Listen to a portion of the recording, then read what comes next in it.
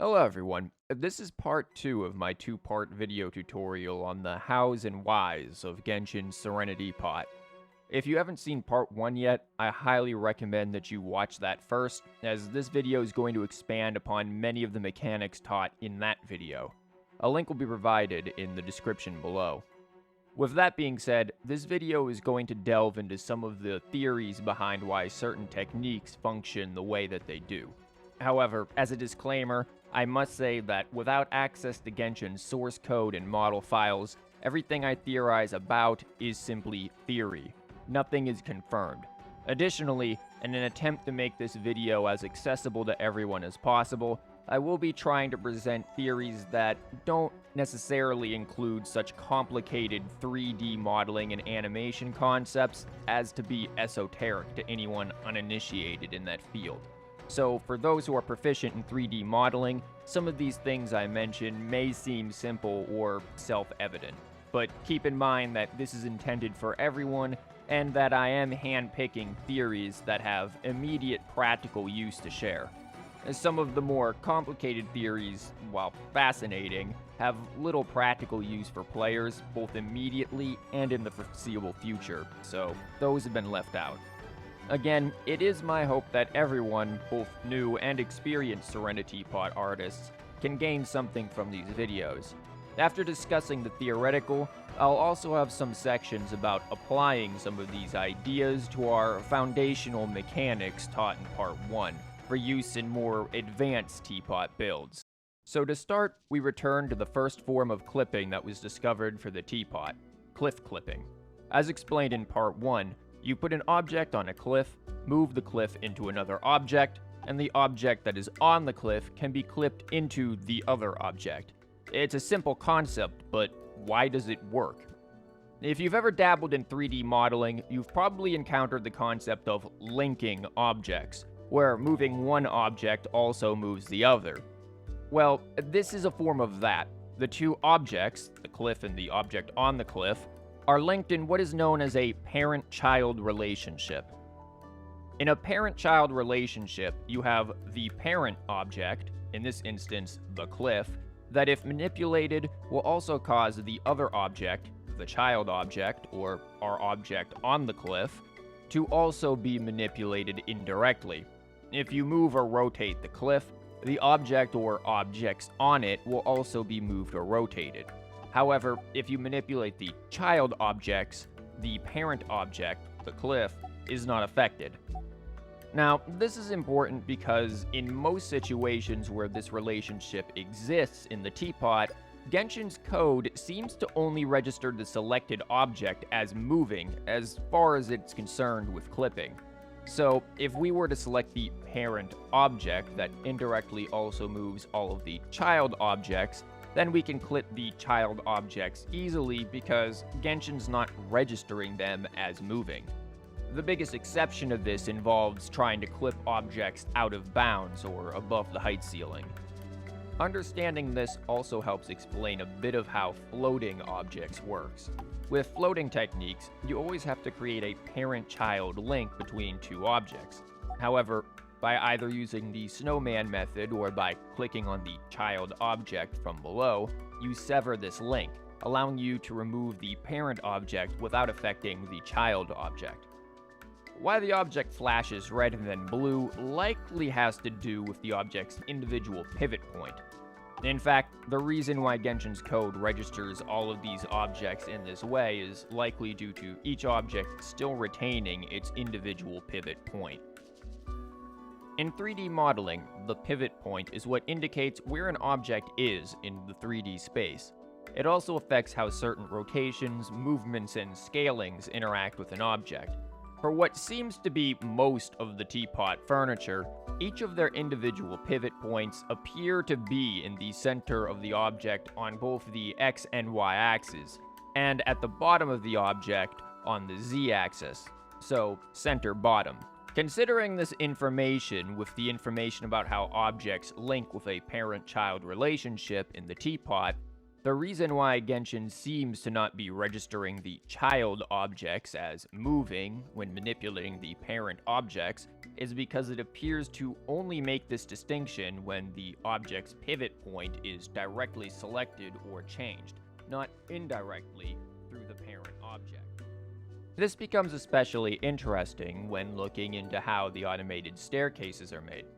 When selecting the set for the staircases, you will notice that the outline for the set is always at the bottom of the entire selection, much like how it is usually at the bottom of any individual object selection. This is likely because while the set is being created, each object being added to the set is being given a temporary identical pivot point location at the entire set's bottom center. All of these objects are given identical locations for their pivot points, regardless of where they are on the stack. So both the bottom and the top object in the stack have identical pivot point locations. This is why using the snap the grid function is so important for stacking the set of objects, because during this process, if one of the objects were out of place, then it would offset the temporary pivot point that is assigned to the entire group. So how does this affect the creation of the stairs?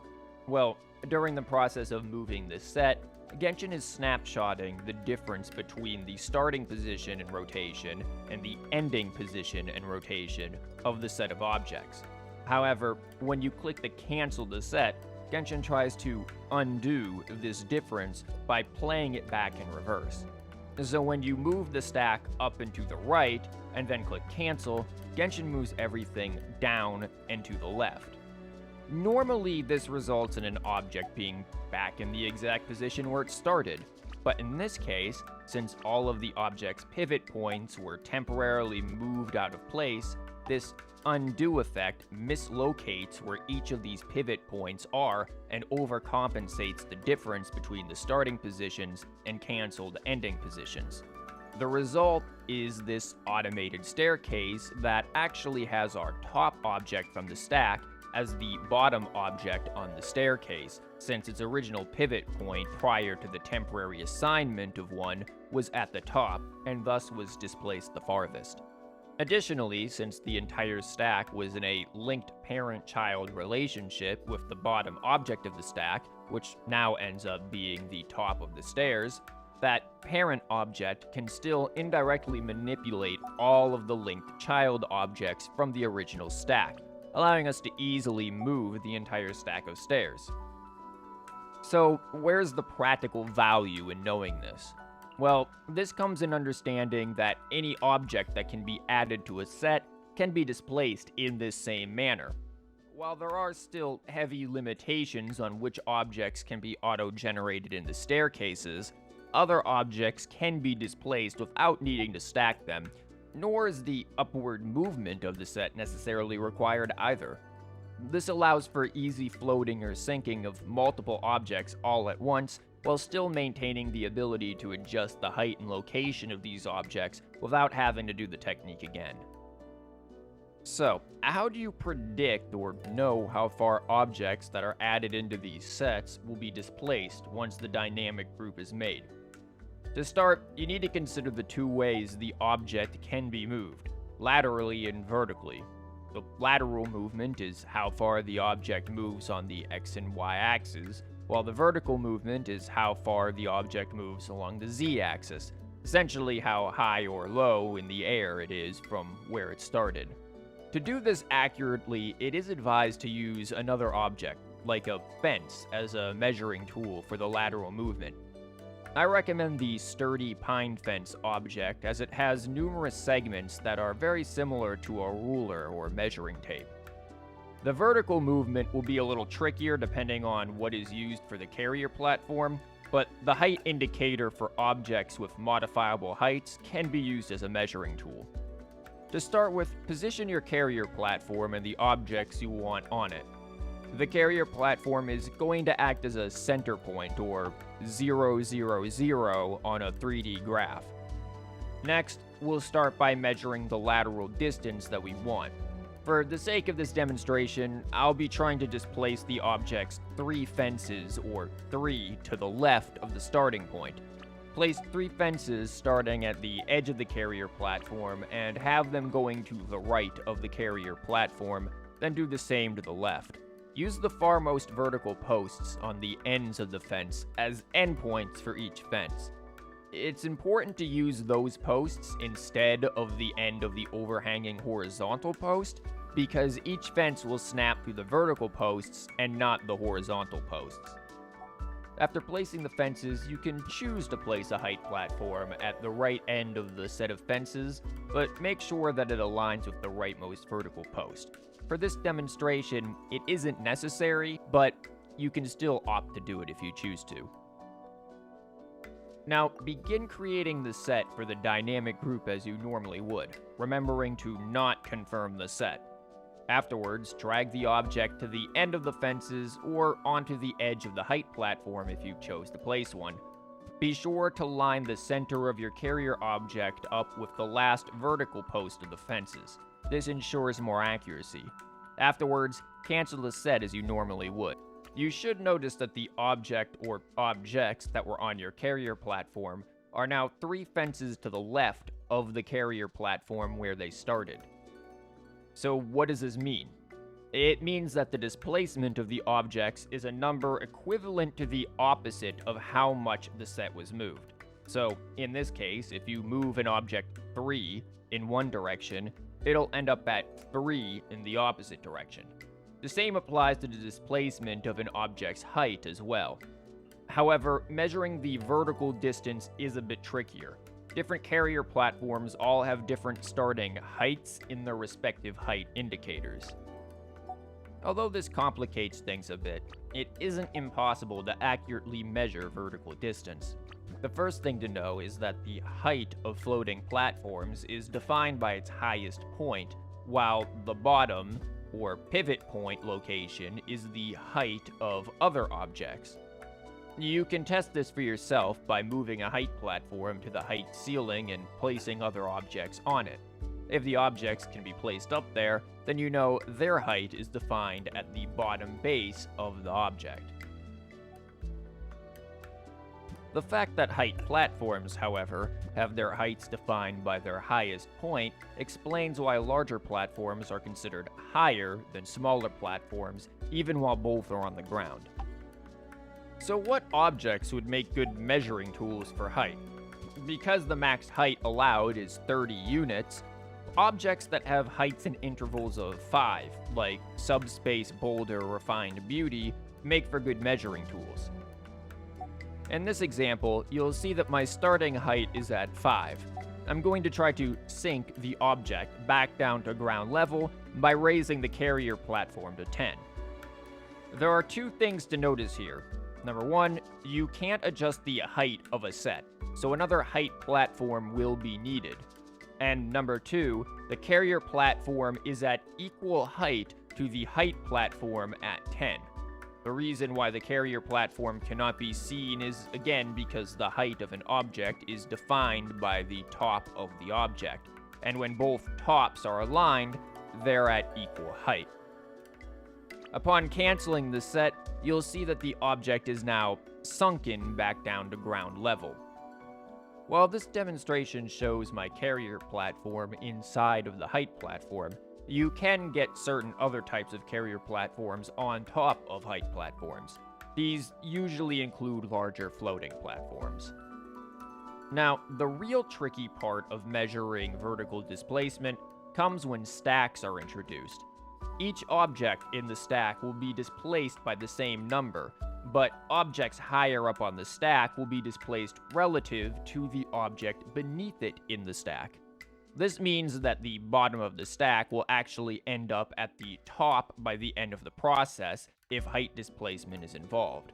This explains why you select the top step to move an entire staircase when using the automated staircase technique. But that isn't actually the tricky part. The tricky part comes when you realize that when dealing with objects in a stack, each object's individual height needs to be factored into the equation. For example, if you have a stack that is being displaced by 5 from a starting height of 15 to an ending point of 20, you'd expect that each object would be displaced by 5. This isn't the case, though. To accurately predict the vertical displacement of objects in a stack, you first need to take the object's height and subtract it from the displacement number. The displacement number is the units of height that you are moving the set by before canceling it. In this example, I'll be using the object Foundations of Stone Fortunate Times, which has a shown height of 1.7. Subtracting 1.7 from 5 results in a difference of 3.3. Now, with that being said, each object in the stack should be vertically displaced by 3.3 from each other. Additionally, the total vertical displacement from the starting point to the last object of the stack should be 3.3 multiplied by the number of objects in our stack. This results in the ending height being 6.8. The formula for calculating this is as follows. X, the predicted total displacement, equals dn, the displacement number, subtract h, the object's height, with the difference then being multiplied by n, the number of objects in the stack. However, there are two things wrong here. Number one, not every object in our example appears to be displaced by exactly 3.3. Some seem to be displaced by 3.4, and 2, the ending vertical height of our example is 6.6, not 6.8. Why are these two inconsistencies happening? The answer is in the fact that Genshin rounds its platform height, the number we were using as a height indicator, to the nearest 10th decimal point. This means that our object height is a rounded estimation, and not exact. This margin of error can also be calculated, though. That being said, because this technique involves dynamic groups that can have their heights easily adjusted on the fly, it's much easier to just adjust the height as needed. However, for the sake of being thorough, I will include the formula for predicting the vertical displacement of dynamic group stacks, the formula for calculating the margin of error, and some helpful notes and explanations about both formulae in the description below for those who are interested. I should also add that this formula can become even more complex when including objects of different heights in the same stack. I'll not be including that in this video though, as it's not very practical and honestly, most people don't go into their Genshin teapots to do calculus. With all that being said though, by using these principles and measuring tools, you can have a lot more precision with the displacement of dynamic groups.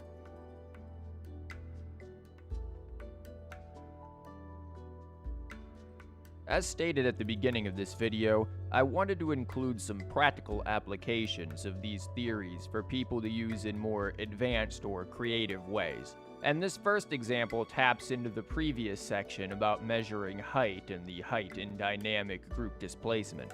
Despite being in the advanced category, this is a rather simple trick. The advanced elements of it have to do with getting the height correct more than anything. The end result will be an elevator that can take players from underground builds to above ground builds without using any teleporter. This trick uses the elevator object Subspace Cabochon in Soaring Flight. Again, the trick itself is actually quite simple. All you need to do is incorporate this object in a sinking set. This can be either a dynamic or normally sunken set, but I would recommend going dynamic since you may need to adjust the height in order to get the end of the elevator ascension where you want it. Recall that when using the dynamic sinking method, the objects on the carrier platform will be displaced, oftentimes off of the platform itself. To resolve this, we can use a stack so that the real carrier platform will act as an anchor to control a second carrier platform that will actually be holding the elevator object. For this, the object Subspace Cabochon Up and Away will act as our anchor carrier platform. The main carrier platform should be a cliff, like Subspace Boulder Refined Beauty, and not a floating boulder. You will, however, want a floating boulder to be the height platform that you will move the stack on top of. You'll start by taking the cliff platform and moving it on top of the small carrier platform. Afterwards, start creating the set as normal. From there, you'll take the 2-piece stack and move it onto the height platform. Be sure to adjust the height platform to where you want it prior to adding the stack to it. This is where you can utilize the dynamic group displacement formula. However, keep in mind that certain Teapot realms have certain obstacles beneath the surface, like water or rocks, and these obstacles appear at different elevations. Once the stack is positioned onto the height platform, cancel the set creation. The cliff should now be sunken and displaced. This is where having that separate smaller carrier platform comes in handy. Select that platform and use it to lift the cliff back above ground. From here, add the elevator and move it onto the platform. Now this will connect the elevator to the dynamic group via a parent-child link that is created between the cliff and the elevator, causing the elevator to now be moved with the carrier platform. By moving the smaller anchor platform, the larger carrier platform is moved, thus also moving the elevator as one would desire. Now you can sink the entire group back underground. However, if you want to test how well the elevator will work or troubleshoot the desired sinking height you want, you may want to put a teleporter on the platform or do the process again with a teleporter on an adjacent platform so that you can easily access the elevator. At the proper height, the elevator should take you from underground to above ground without the need for teleporting. It is worth mentioning again that some Teapot realms, like the Floating Abode, do not tend to play kindly with builds that are sunken underground, nor do they do well with elevators ascending back above ground. You may have to play around with the positioning of the objects to get it to function without causing odd camera movements. Now, to understand why this works with the ground to allow you to pass through it, you have to first understand what an object's normals are in regards to 3D modeling and how they may be interacting with the ground's collisions. An object's normals define which way a polygon surface is facing. This is why when you're underground in the Teapot, you can see through the ground above. The normals are not facing down, but up, so the ground's polygonal surface and texture are all facing upwards and not downwards. This becomes important because it seems that an object's collisions, the properties that affect how objects interact when coming in contact with each other or the player, only impede the player's movements from the angle that the normals are facing. This is why we can use the elevator to come above ground, but not back down below ground. This means that other objects will likely interact in the same way.